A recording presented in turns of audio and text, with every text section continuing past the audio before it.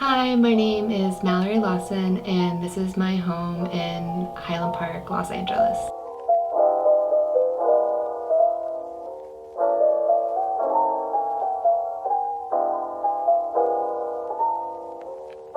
Hi, welcome to my home. Come on in. This is my living room slash studio. A few months ago, I actually moved my studio into my living room, so now it's a dual space. I have my work table here, I have a seating section here, and actually behind these curtains is all of like my studio storage hidden. And I also have my TV hidden here. So it's a small space with many functions. I hate the way the TVs look in a space, like just a big black reflective surface, and it's so cold, and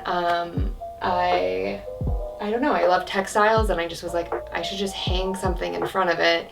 And I've been doing it for like almost 8 years, even at other places I've lived before. And so it's just something I take with me, and it's just like such a simple solution. And these mud clocks, you know, like you can buy them at the Rose Bowl or like any flea market, and they're just so stunning, and it's so nice to be able to show it off too. This is my most recent ceramic lamp that I finished. It's the biggest that I've made, and also it was my first time doing 3 lamp heads on 1 lamp, so it was definitely tricky figuring that one out. My friend Patrick actually helped me spray glaze it, which was my first time using a pressurized like spray gun, and I really loved the way that it turned out. So it's like a turquoise glaze on Rodspod, and I really love how the like iron speckles really came through. And I actually just put some like amber bulbs in here. Do you make the lampshades too? Yeah, I made the lampshades. I'm still figuring out how to perfect that process. But yeah, so I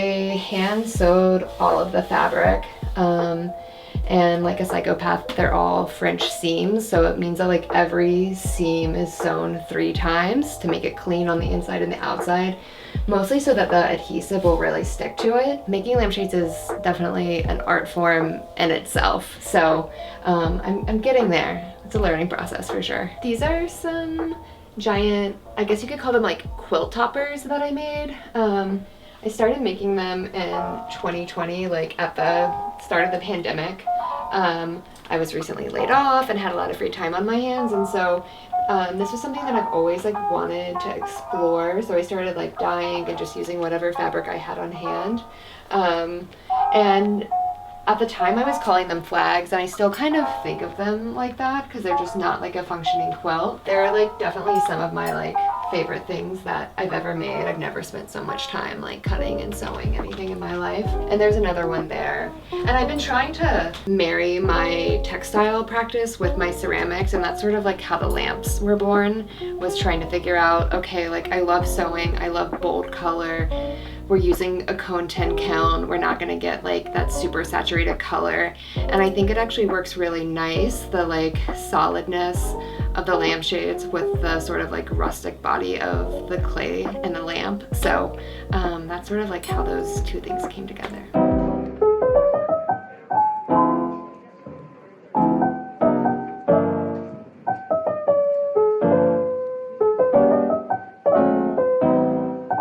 Welcome to my bedroom slash my office.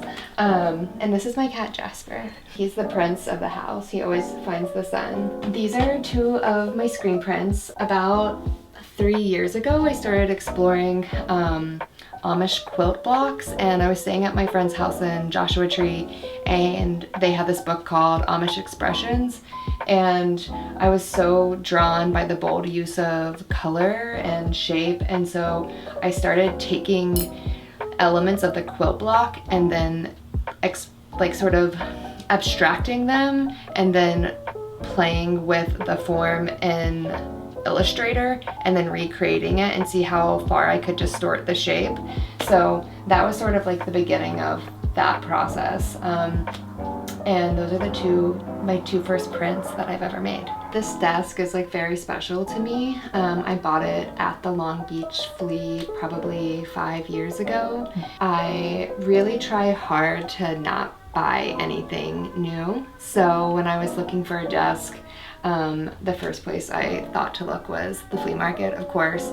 And so it's an antique drafting table, and I was really drawn to the painted green legs of it. It's so beautiful, and the top of the desk actually has like the most beautiful texture. And the chair I actually got on OfferUp. Again, was like looking for a desk chair but didn't want to buy anything new, and I love the mustard yellow color, and it has like this incredible patina on it, like clearly something that was so loved and so used, and I think the paint splatter on it just gives it so much more character. So this is a new quilt top that I'm working on. I've been trying to only use the fabric that I've had, and so this is all really old linen that I've been sitting on forever, and I've been trying to just use it all up.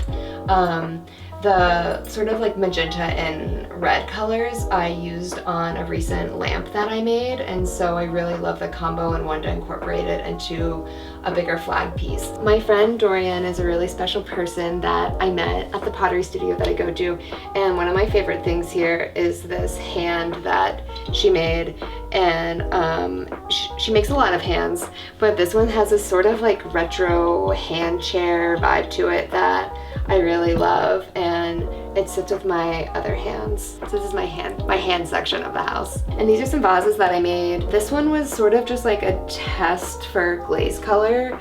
And this one back here is actually like one of the first pieces that I've ever made when I took a pottery hand building class. These are my towels. They're Deucin and Deucin. I love just the stripes, the bold color.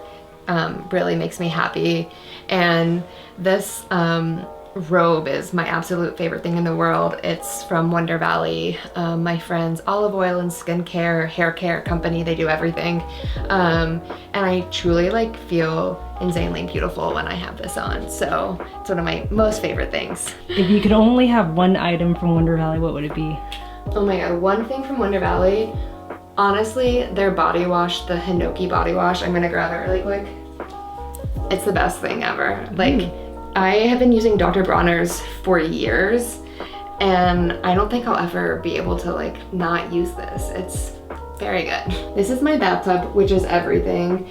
When I was looking for a place to live, like I had to have a bathtub, and this is the deepest bathtub I've ever had, and I take baths a lot. I would say I take like 3 baths a week, so super important thing that I do. Okay, welcome to my kitchen. This is the most sunny part of my house. My favorite thing about my kitchen is definitely my breakfast nook. It gets the most beautiful light, and also feels like it's like a surprise, like a hidden part of the house that no one's expecting. One of my favorite things in here is this stained glass yellow star.